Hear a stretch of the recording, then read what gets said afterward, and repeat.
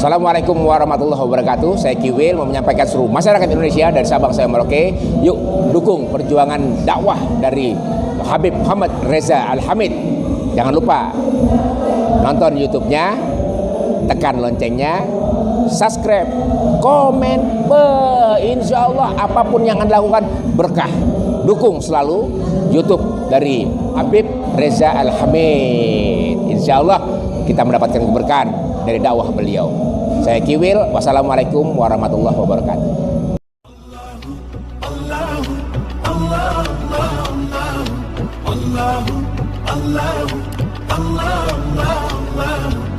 Assalamualaikum warahmatullahi wabarakatuh.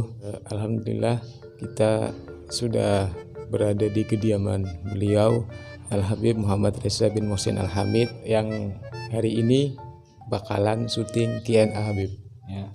Spesial di miladnya antum Habib. Alhamdulillah. Sebelumnya kami dari tim multimedia Majelis mengucapkan mabruk alfa mabruk Habib.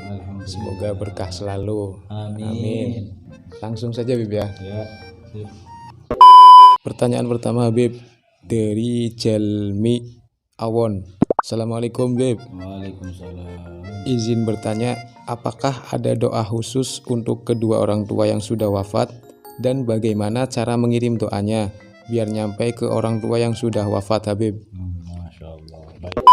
Terima kasih banyak kepada semua ikhwan yang sudah bertanya.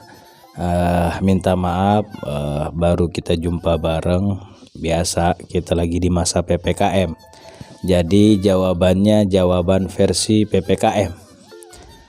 Pertanyaannya yaitu bagaimana doa khusus untuk orang tua yang telah wafat.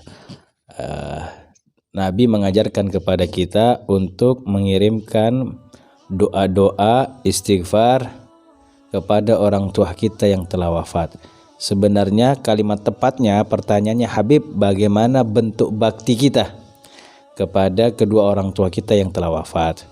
Rasul mengajarkan dengan mendoakannya, beristighfar untuknya, menyambungkan silaturahmi dengan kerabat dan sahabatnya, ziarahi kuburan beliau, terus bacakan doa yang ada di dalam Ahlus Sunnah wal Jamaah yaitu tahlil, lalu sambungkan kerabat dan sahabatnya dengan silaturahmi yang baik. Untuk di masa PPKM ini silaturahmi disambungnya mungkin dengan cara sering-sering WhatsApp, tanya telepon gimana kabarnya. Pertanyaan selanjutnya Habib dari Banyu Sabrang. Assalamualaikum. Waalaikumsalam. Habib mau nanya, kalau dunia sudah kiamat terus semua manusia sudah di surga, kelanjutannya gimana Habib? Syukron. Nah, ini pertanyaannya, ini berat nih pertanyaannya. Bagaimana kalau dunia sudah kiamat, manusia sudah masuk surga, kelanjutannya bagaimana? Nikmati surga. Udah, nggak usah pikirin yang lain sudah. Kelanjutan setelah orang masuk surga, nikmati surga. Cari kenikmatan apa yang paling didamba-dambakan. Sebagian ulama menginginkan bagaimana bisa memandang wajah mulia Nabi Muhammad SAW. Ada lagi pengen duduk bersama keluarganya, silahkan. Ada yang pengen punya istri langsung ribuan, yuk silahkan. Di dunia repot urusannya. Bisa-bisa punya istri jangan 1000, punya istri 2 aja repot. Ada kadang-kala panci terbang, macem-macem. Tapi di sorga nggak ada udah. Mau punya istri 1000, ambil tuh bidadari semuanya. Waktunya untuk menikmati. Kelanjutannya nikmati sorga. Pertanyaan selanjutnya Habib dari Majnun. Assalamualaikum Habib, siapakah wali kudub di zaman sekarang Habib? Ini pertanyaan sebenarnya yang harus ditanyakan adalah para wali, karena dalam definisi lisan ulama la ya'riful wali illal wali, tidak ada yang mengetahui wali kecuali wali. Nah, alhamdulillah ana wali murid tambahannya, bukan wali Allah. Ana punya anak ya udah pada sekolah semuanya, jadi ana wali murid bukan wali Allah. Nah, yang mengetahui wali kutub ya para wali Allah. Ana ingat salah satu omongan kakanda tercinta Habib Jindan bin Novel bin Jindan. Beliau mengatakan, sudah nggak usah urusin yang siapa wali kutubnya, yang kita urusin kita ini taat apa enggak kepada Allah. Jangan cari tahu nih wali kutub sekarang siapa nih zamannya. Enggak, udah itu tugasnya para wali. Kita hamba Allah, bagaimana sholat kita bagus, bagaimana bakti kita baik, bagaimana akhlak kita mulia, udah itu aja yang kita pikirin. Pertanyaan selanjutnya Habib dari Ilham Jayadi. Assalamualaikum Habib, bagaimana kiat sukses dalam berumah tangga? Pertanyaannya singkat, jawabannya panjang tuh. Kiat sukses dalam rumah tangga, penjelasannya panjang, harus diamalin satu kitab, bab nikah. Kalau mau diringkas, sukses berumah tangga, ikutin rumah tangganya Nabi, udah selesai. Orang yang ikutin rumah tangganya Nabi bakal sukses. Bagaimana Rasulullah menyikapi istrinya kalau lagi marah, bagaimana Rasulullah menyikapi istrinya kalau lagi cemberut, bagaimana Rasulullah menyikapi istrinya kalau lagi ngambek, bagaimana Rasulullah menyikapi istrinya kalau lagi capek. Belajar tuh. Maka kiat keberhasilan dengan mengikuti rumah tangganya Nabi Muhammad sallallahu alaihi wasallam. Pertanyaan selanjutnya Habib dari Dino Doso Saputro. Assalamualaikum Habib. Waalaikumsalam. Mohon dijelaskan tentang hadis Salman minna ahlul bait. Kita ketahui bersama bahwa sahabat Salman Al-Farisi adalah bukan dari keluarga Nabi SAW. Beliau berasal dari Persia. Jadi apakah seorang ahwal dapat memperoleh kedudukan yang sama layaknya ahlul bait Habib? Hadis tentang Salman minna ahlul bait ini bukan hal yang baru didengar di kalangan para santri. Bahkan banyak kalimat seperti itu yang Rasulullah ucapkan. Rasulullah pernah berucap, Salman minna ahlil bait. Salman adalah dari kami ahlil bait. Ada lagi Rasulullah mengatakan, Bilal minna ahlil bait. Bilal bin Rabah minna, golongan dari kami ahlil bait. Rasulullah juga pernah mengucapkan Suhaib minna ahlil bait. Kalimat itu bukan penjelasan bahwasanya mereka ahlil bait secara syariat, tapi itu bentuk dukungan Nabi secara moral kepada para sahabatnya. Dikarenakan Salman Al-Farisi yang keluar bukan orang dari Jazirah Arab, ketika berada di Jazirah Arab merasa sendirian, maka Rasulullah memberikan dukungan moral dengan mengucapkan kalimat seperti itu. Sama juga di tengah kita saat ini. Kayak saya, ada tetangga saya lihat ini butuh dukungan moral. Saya juga berkata, Fulan keluarga aneh, Fulan adiknya aneh, Fulan kakaknya aneh. Itu bentuk dukungan kita terhadap moral agar mereka semakin mantap di dalam menjalani hidup ini. Begitu kayaknya. Pertanyaan selanjutnya Habib dari Heri Al-Bae. Heri Al-Bae. Orang baik berarti. Assalamualaikum Habib. Waalaikumsalam. Masalah uang muka jual beli Beb, itu hukumnya gimana? Soalnya saya pernah jual beli. Nah yang beli udah ngasih DP, terus dia ngebatalin gak jadi beli. Terus dia minta DP dikembalikan. Saya udah ngasih separuh DP itu. Pertanyaannya, apakah saya wajib mengembalikan DP itu Habib, yang separuhnya lagi? Terus apa hukumnya apabila saya tidak mengembalikan DP yang separuh? Sedangkan pengetahuan saya kalau jual beli udah ngasih DP, terus pihak pembeli batal, biasanya DP angus. Terima kasih Habib. Nah, ini di dalam ilmu fikih dikenal dengan urbun. Urbun itu orang memberikan uang muka dari bentuk transaksi kesepakatan. Jadi kalau dilanjutkan transaksinya, maka uang muka itu menjadi bagian dari nominal transaksi.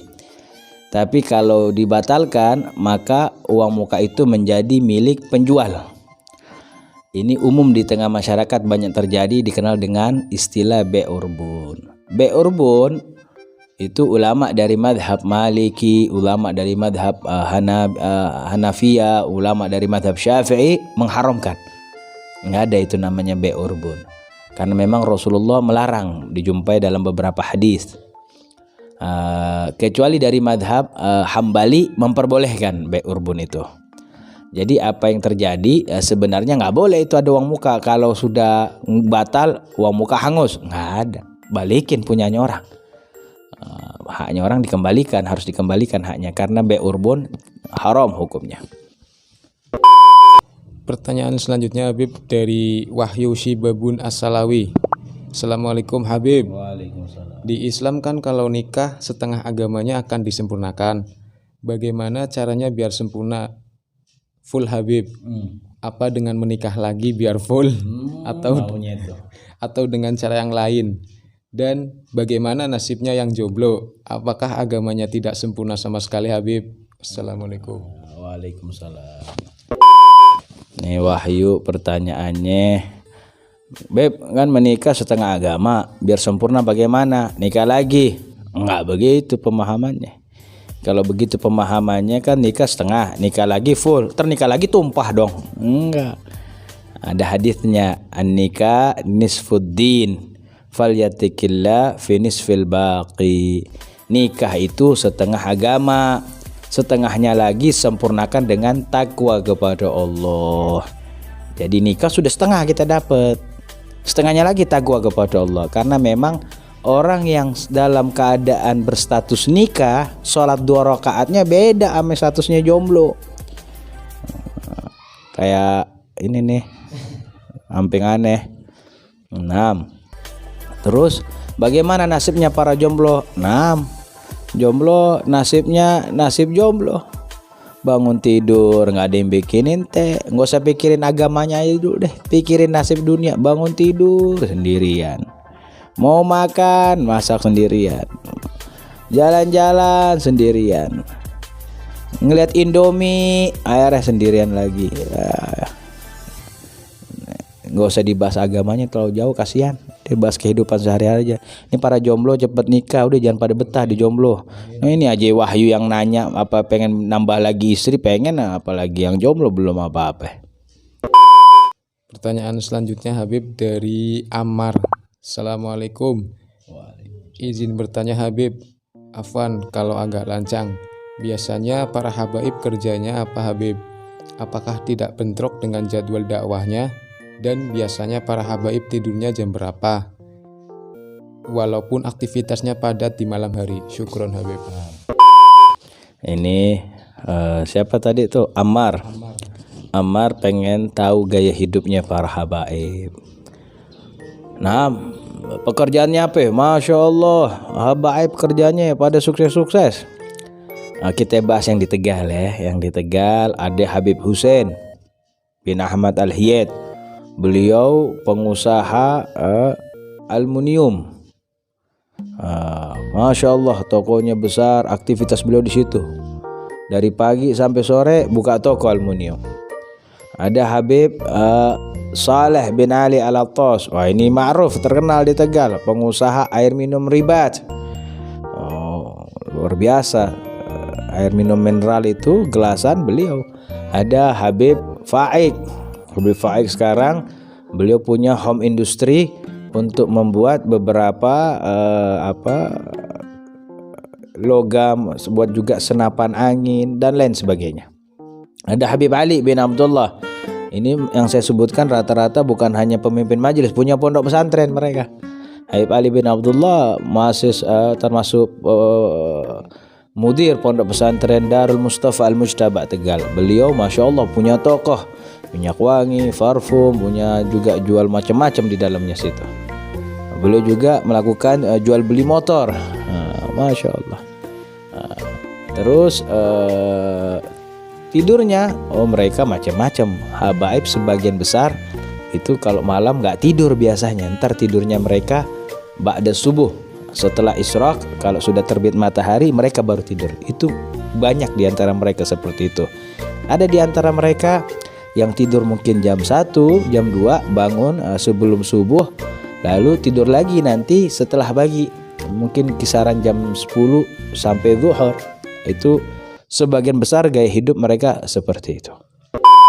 Pertanyaan selanjutnya Habib dari Indra Lukmantoro. Assalamualaikum Habib, apakah memakai masker saat sholat sah hukumnya? Dan tanggapan Habib tentang virus corona benar atau tidak Habib?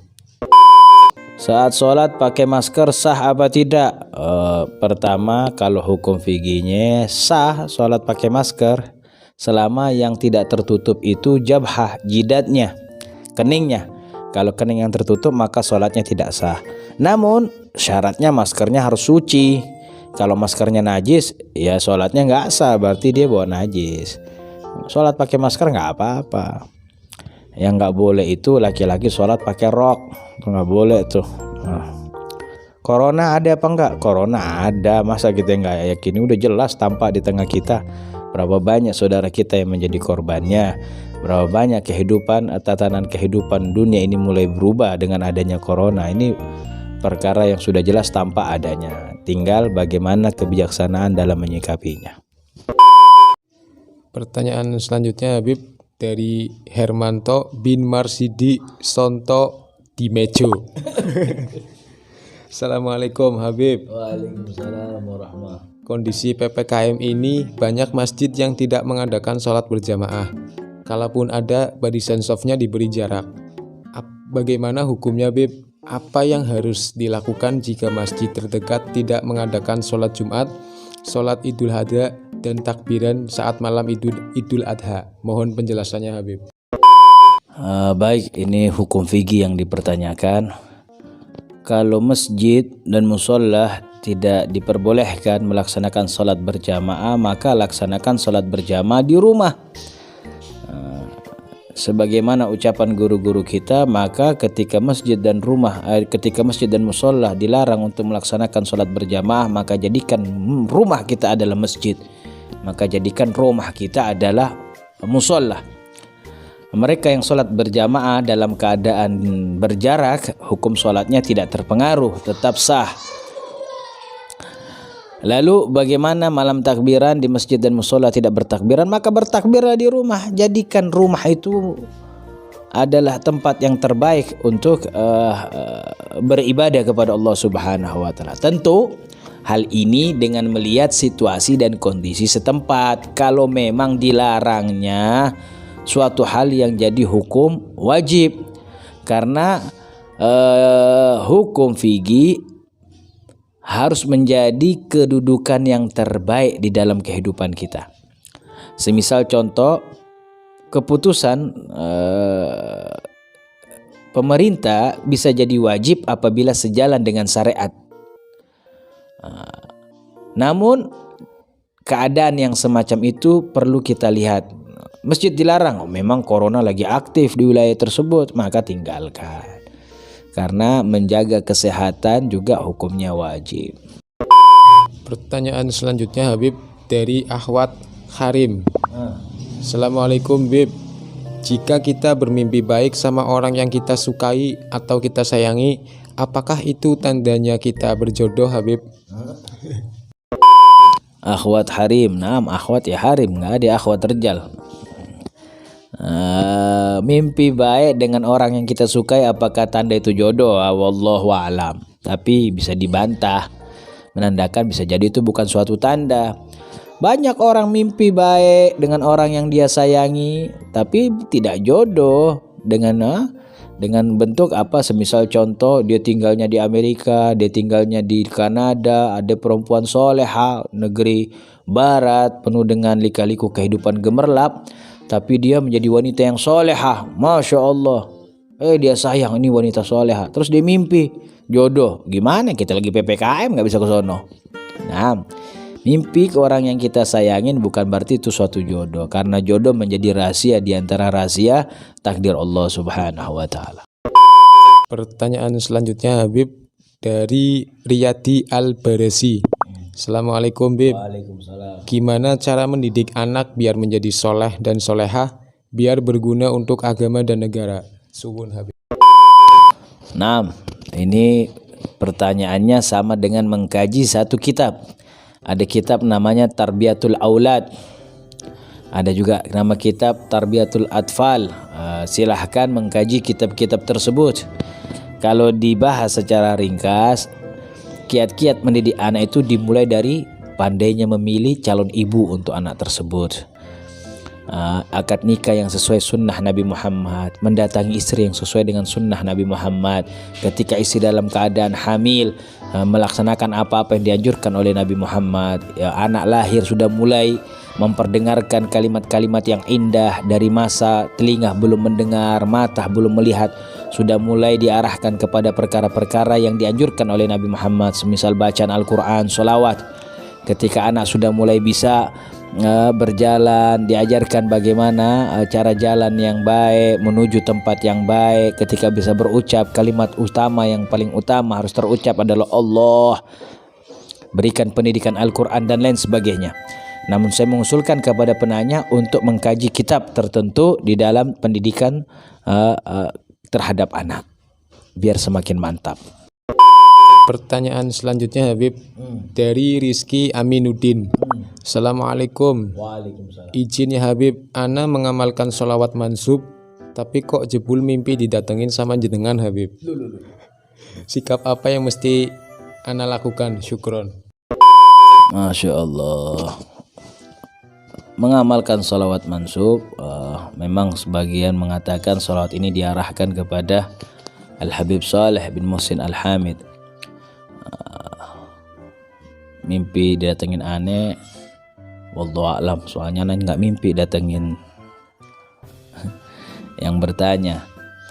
Namun jalan yang baik adalah tetap beristiqomah, sikap yang baik tetap beristiqomah di dalam mengamalkan sholawat dan amaliyah-amaliyah yang lainnya. Pertanyaan selanjutnya Habib dari Iqbal Firdaus.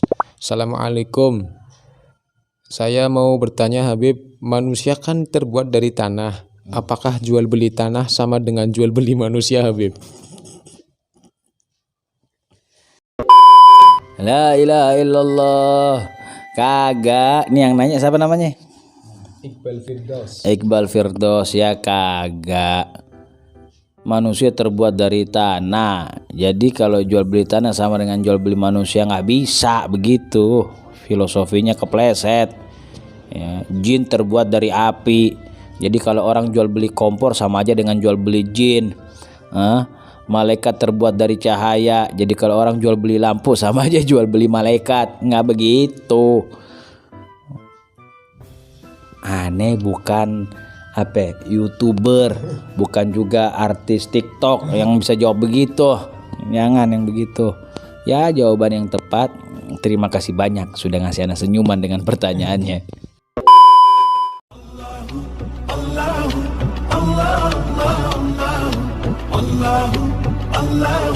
Allah